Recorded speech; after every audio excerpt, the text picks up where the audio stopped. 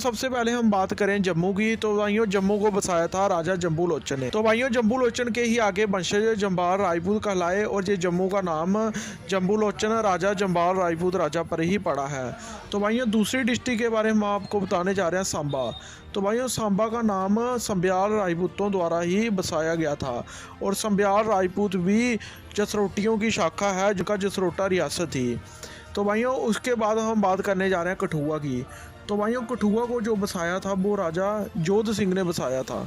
तो भाइयों राजा जोध सिंह जब हस्तिनापुर से आए आज से लगभग 2000 साल पहले, तो उन्होंने 3 गांव बसाए, तरफ तजवाल, तरफ मंजाली और तरफ बजवाल।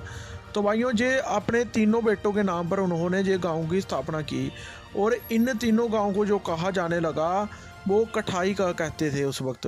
और कठाई मतलब कट्ठे कठाई, तो इसी से कठाई से बन गया कठुआ। तो भाइयों ऐसे ये नाम पड़ा है कठुआ का। तो भाइयों अगले ज़िले का हम इतिहास बताने जा रहे हैं। तो भाइयों अगला ज़िला है रामबन। तो भाइयों रामबन का जो नाम है वो नशबंद हुआ करता था और इस नशबंद को महाराजा रणबीर सिंह जो महाराजा गुलाब सिंह के बेटे थे और एक जम्बाल राजपूत वंश से थे, महाराजा रणबीर सिंह के बेटे का नाम राम सिंह था और राम सिंह के नाम पर इसका नाम बदलकर रामबन कर दिया गया था। भाइयों अगले ज़िले की बात करेंगे हम रियासी की। तो भाइयों रियासी का नाम जो है वो रसियाल राजपूत राजाओं द्वारा बसाया गया। बाद में रियासी ज़िले में बहुत सारे क्षत्रियों ने राज किया। और भाइयों इसके बाद हम बात करेंगे किश्तवाड़।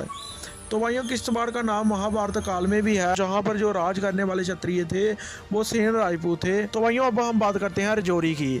तो भाइयों रजौरी को पहले राजा बाड़ी भी कहा जाता था। तो भाइयों राज तरंगनी हो बाहर के जितने भी लोग आए थे उन्होंने 12वीं सदी तक लगभग 11वीं सदी तक जहाँ पर मंगराल राजपूतों का राज होता था और जब उनका राज था तो उस वक्त इसका नाम राजा बाड़ी था। 12वीं सदी पर राजा अमरापाल को जराल राजपूतों ने हरा दिया और जरालों के राज के बाद इसका नाम धीरे धीरे उन्होंने राजा बाड़ी से बदलकर राजौर कर दिया। राजगण ए रजौरी जो तारीख जो किताब पढ़ाई जाती है उसमें भी और उसके बाद इसका नाम पड़ा रजौर और रजौर से ही इसका नाम बाद में रजौरी कहा जाने लगा। क्यों अब हम बात करने जा रहे हैं पुंछ। तो भाइयों पुंछ का इतिहास बहुत पुराना है, महाभारत टाइम से इसका इतिहास है और राज तरंगनी में इसका नाम परवनोत्सा भी है।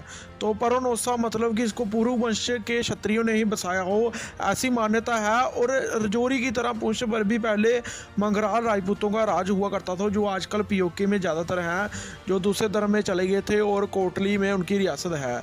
तो भाइयों पुंछ पर 16वीं सदी में राठौरों के आने से पहले जहाँ पर मंगरालों का राज होता था। अब हम बात करने जा रहे हैं डोडा की।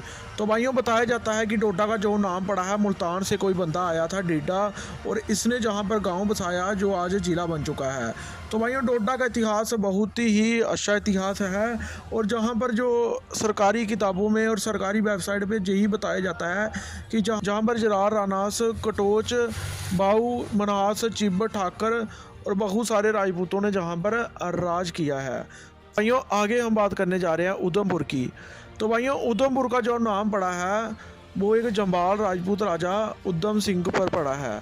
तो भाइयों ये भी महाराजा गुलाब सिंह के वंश से ही निकले थे। शिकार खेलते हुए इन्होंने आज जहाँ पर रहने का निर्णय लिया और अपने नाम से इस कस्बे का नाम उधमपुर रखा जो बाद में आज जिला बनकर उभरा है।